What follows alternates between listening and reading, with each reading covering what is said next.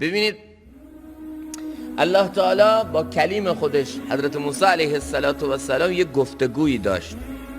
خب یه سوال ازش کرد و ما تلک به یمینک یا موسی، تو دست چیه موسی؟ خب جواب یه کلمه بیشتر نبود، قال هی عصای، خدا عصای من.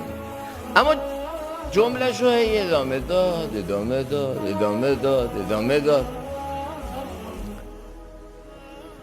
اتوکل علیها و احش بها علی قدمی ولی فیها معارب اخرى.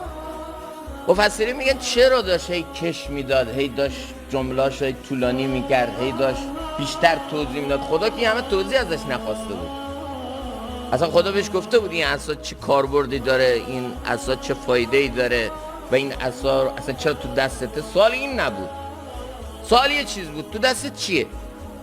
و جوابش هم یک کلمه بود، چی؟ عصا. چرا حضرت موسی علیه السلام داره کش میده؟ چرا ای داره گفتگو رو طولانی میکنه؟ چون همکلامی با محبوب شیرینه، چون حرف زدن با ذات الله تعالی لذت بخشه. و حضرت موسی علیه السلام داشت رو هی کش میداد، هی طولانی ترش میکرد تا اینکه چه؟ با خدا بیشتر حرف بزنه. این نشان عاشق، از همکلامی با محبوبش، از همکلامی با مطلوبش لذت میبره، کیف میکنه.